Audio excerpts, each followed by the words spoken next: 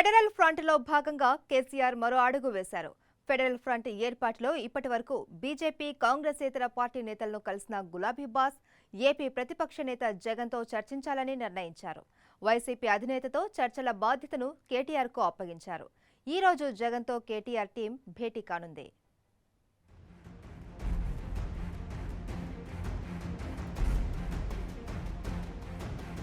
కాంగ్రెస్, బీజేపీలకు వ్యతిరేకంగా federal front ఏర్పాటుకు శ్రీకారం చుట్టిన తెలంగాణ ముఖ్యమంత్రి కేసీఆర్ తాజాగా మరో అడుగు ముందుకు వేశారు.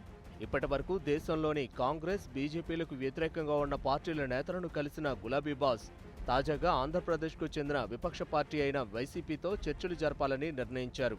ఇప్పటికే ఫ్రంట్ ఏర్పాటుపై పశ్చిమ Bengal CM Mamata Banerjee, Odisha CM Naveen Patnaik, UP మాజీ సీఎం అఖిలేష్ యాదవ్, డీఎంకే అధ్యక్షుడు స్టాలిన్తో చర్చలు జరపగా ఫెడరల్ ఫ్రంట్తో కలిసి వచ్చే అంశంపై వైసీపీతో చర్చించాలని నిర్ణయించారు. ఇందుకోసం జగన్తో చర్చలు జరిపే బాధ్యతను TRS working president KTR, senior MP Vinod Kumar, Palla Rajeshwar Reddy, Shravan Kumar రెడ్డిలకు అప్పగించారు.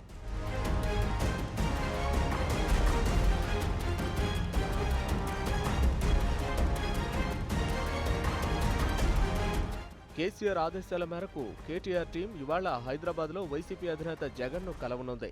అసెంబ్లీ ఎన్నికల సమయంలో మహాకూటమి తరపున ప్రచారం చేసిన చంద్రబాబుకు రిటర్న్ గిఫ్ట్ ఇస్తామని టీఆర్ఎస్ నేతలు ప్రకటించడం, ఇప్పుడు ప్రత్యక్షంగా జగన్తో చర్చలు జరపాలని నిర్ణయించడంతో ఈ భేటీకి మరింత ప్రాధాన్యత ఏర్పడింది.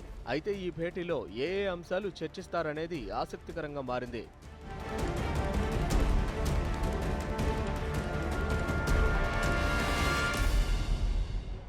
ఇప్పటికే యూపీఏ కూటమితో టీడీపీ అధినేత చంద్రబాబు జతకట్టడం, ఏపీలో బీజేపీకి ఎదురుగాలి వీస్తూ ఉండడంతో జగన్ ముందు మరో ప్రత్యామ్నాయం ఫెడరల్ ఫ్రంట్ ఒక్కటేనని రాజకీయ పరిశీలకులు అంటున్నారు.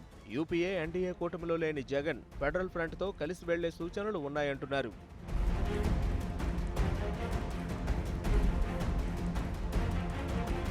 ఇదిలా ఉంటే జగన్తో టీఆర్ఎస్ చర్చల నేపథ్యంలో టీడీపీ నేతలు స్పందించారు. ఏపీలో టీడీపీని దెబ్బతీయాలని మోదీ కుట్ర పండుతున్నారన్నారు. బీజేపీ డైరెక్షన్లో కేసీఆర్ డైరెక్షన్లో జగన్ పనిచేస్తున్నారన్నారు. ఫెడరల్ ఫ్రంట్ అనేది అసలు లేదని, ముసుగు రాజకీయాలు, దొంగ రాజకీయాలు చేస్తున్నారని మండిపడ్డారు.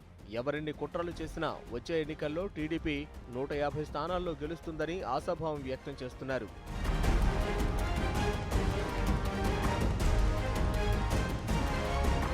అయితే ఫెడరల్ ఫ్రంట్తో దేశ రాజకీయాల్లో ఎలాంటి మార్పులు చోటు చేసుకుంటాయో గానీ జగన్తో టీఆర్ఎస్ నేతల చర్చల వల్ల ఏపీలో చంద్రబాబుకు గట్టి షాక్ తగిలే అవకాశం కనిపిస్తోంది.